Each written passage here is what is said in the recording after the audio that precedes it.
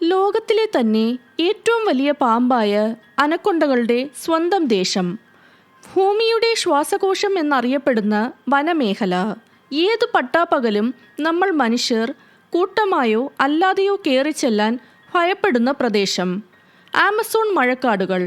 ധീരരായ പലരുടെയും അതിജീവനത്തിൻ്റെ കഥകളിലൂടെ കേട്ടു പരിചയിച്ച ആമസോൺ മഴക്കാടുകളുടെ രഹസ്യങ്ങളിലേക്ക് നമുക്കൊന്ന് തിരിഞ്ഞു നോക്കാം.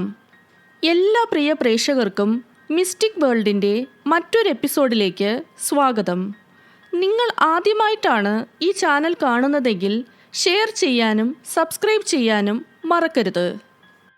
തെക്കേ അമേരിക്കൻ ഭൂഖണ്ഡത്തിലെ അജ്ഞാതമായ ഇരുണ്ട വനമേഖലയിലേക്ക് 16-ാം നൂറ്റാണ്ടിലാണ് യൂറോപ്യൻ പര്യവേഷകർ എത്തിത്തുടങ്ങിയത്. തങ്ങളുടെ മാത്രമായ വിഹാരഭൂമിയിലേക്ക് അധിനിവേശത്തിനെത്തിയവരെ സ്ത്രീ പുരുഷ ഭേദമന്യേ ഒറ്റക്കെട്ടായി അവിടുത്തെ ഗോത്രജനത നേരിട്ടു. പുരുഷന്മാരോടൊപ്പം തോളോട് തോൾ ചേർന്ന് നിന്ന് പോരാടിയ ഗോത്ര വനിതകളുടെ വീര്യം കണ്ട് പര്യവേഷകർ അവിടെ കണ്ടെത്തിയ പുതിയ പ്രദേശത്തെ ഗ്രീക്ക് പുരാണങ്ങളിൽ ധീരവനിതാ പോരാളികളെ വിശേഷിപ്പിച്ചിരുന്ന ആമസോൺ എന്ന പേര് വിളിച്ചു. ഏകദേശം 5.5 കോടി വർഷങ്ങളായി നിലനിൽക്കുന്ന വനമാണ് ആമസോൺ മഴക്കാടുകൾ. തെക്കേ അമേരിക്കൻ ഭൂഖണ്ഡത്തിൽ 67 ലക്ഷം ചതുരശ്ര കിലോമീറ്റർ വിസ്തൃതിയിലാണ് ആമസോൺ മഴക്കാടുകൾ വ്യാപിച്ചു കിടക്കുന്നത്. 9 രാജ്യങ്ങളിലായി പരന്നു കിടക്കുന്ന ആമസോൺ വനത്തിൻ്റെ ഏറ്റവും കൂടുതൽ ഭാഗം ലോകത്തെ 5ാമത്തെ വലിയ രാജ്യമായ ബ്രസീലിലാണ്. ആമസോൺ കാടുകളെക്കുറിച്ച് പറയുന്ന പല ലേഖനങ്ങളിലും ഡോക്യുമെൻ്ററികളിലുമൊക്കെ ആമസോൺ കാടുകളുടെ ഐക്കൺ എന്ന് വിശേഷിപ്പിക്കുന്ന മെക്കാവ് എന്ന മനോഹരമായ ഒരു തത്തയെ നിങ്ങൾ ശ്രദ്ധിച്ചാൽ കാണാൻ സാധിക്കും.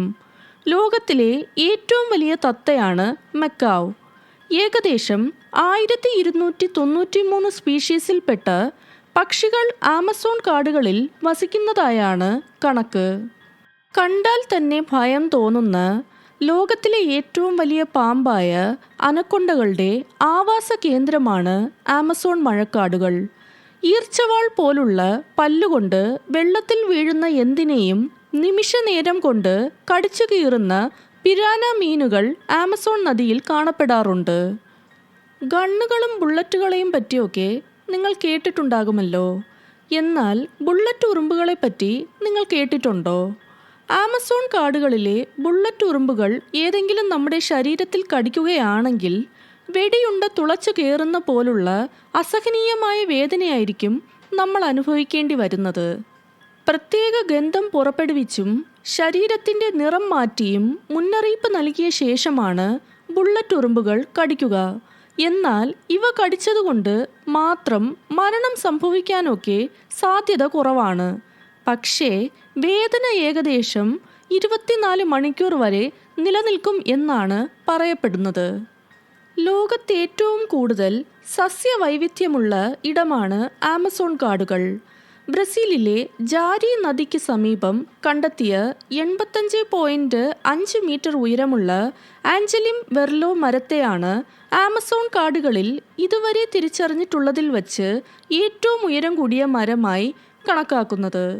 മഴക്കാട്ടിലെ മരങ്ങളുടെ പച്ച ഇലകളുടെ അളവ് കാലത്തിനനുസരിച്ച് മാറിക്കൊണ്ടേയിരിക്കും.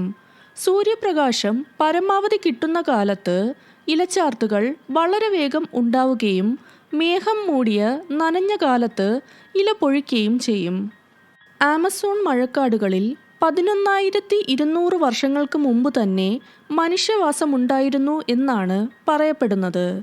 400-ലേറെ ഗോത്രവിഭാഗങ്ങളിലായി 3 കോടിയോളം മനുഷ്യരാണ് ആമസോൺ കാടിൻ്റെ വിവിധ ഭാഗങ്ങളിലായി ഇന്ന് ജീവിക്കുന്നത്. ഏകദേശം 350-ലേറെ ഭാഷകളും ഇവർക്കിടയിൽ നിലനിൽക്കുന്നതായാണ് പറയപ്പെടുന്നത്. ആമസോണിലെ മിക്ക ഗോത്രവർഗക്കാരും ഇന്ന് പുറം ലോകവുമായി നന്നായി ബന്ധമുള്ളവരാണ്. ആധുനിക രീതിയിലുള്ള വസ്ത്രങ്ങളും ഉപകരണങ്ങളുമൊക്കെ ഇവർ ഉപയോഗിക്കാറുണ്ട്. ഇക്കൂട്ടത്തിൽ വിനോദസഞ്ചാര മേഖലയിൽ നിന്ന് വരുമാനം കണ്ടെത്തുന്നവരുമുണ്ട്. എന്നാൽ ഇക്കാലത്തും പുറം ലോകവുമായി യാതൊരുവിധ ബന്ധവുമില്ലാതെ ജീവിക്കുന്ന ഗോത്രവിഭാഗങ്ങളും ഇവിടെ ഉള്ളതായാണ് പറയപ്പെടുന്നത്. മഴക്കാടുകളാണ് ജൈവ വൈവിധ്യത്തിൻ്റെ കേന്ദ്രങ്ങൾ. ഇതിൽ തന്നെ ആമസോൺ ആകട്ടെ ഏഷ്യയിലെയും ആഫ്രിക്കയിലെയും കാടുകളേക്കാൾ ഉയർന്ന ജൈവ വൈവിധ്യം ഉള്ളതുമാണ്. എന്നാൽ നിങ്ങൾക്കൊരു കാര്യം അറിയാമോ? ആമസോൺ കാടുകളുടെ ഏകദേശം 10 ലക്ഷം കിലോമീറ്ററിലേറെ ഭാഗമാണ് ഇതുവരെയും നശിപ്പിക്കപ്പെട്ടിട്ടുള്ളത്. വ്യാവസായിക ആവശ്യങ്ങൾക്കായുള്ള അനിയന്ത്രിതമായ രീതിയിലുള്ള മരം മുറിക്കലും റോഡ് നിർമ്മാണവും സ്വർണ്ണ ഖനനവും കാട് അതിവേഗം അപ്രത്യക്ഷമാകുന്നതിന് കാരണമാകുന്നു.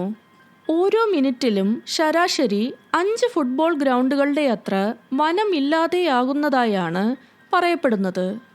ഈർപ്പം നിലനിൽക്കുന്ന മഴക്കാടുകളിൽ കാട്ടുതീ ഉണ്ടാവുക അത്ര സാധാരണമല്ല. എന്നാൽ ആമസോൺ മഴക്കാടുകളിൽ ഏതാനും വർഷങ്ങളായി വേനൽക്കാലത്ത് കാട്ടുതീ പതിവാണ്. കൃഷിക്കും ഖനനത്തിനും മറ്റുമായി കാട് വെട്ടിത്തീയിടുന്നതിനെ തുടർന്നാണ് കാട്ടുതീ ഉണ്ടാകുന്നത്. ആമസോൺ വനമേഖലയിൽ ലഭിക്കുന്ന മഴയുടെ അളവിൽ ഇപ്പോൾ തന്നെ നല്ല കുറവ് വന്നിട്ടുണ്ട്. 2030 ആകുമ്പോഴേക്കും ആമസോൺ കാടുകളുടെ ഏകദേശം 27% വരെ നശിച്ചേക്കും എന്നാണ് വിദഗ്ധർ ചൂണ്ടിക്കാട്ടുന്നത്.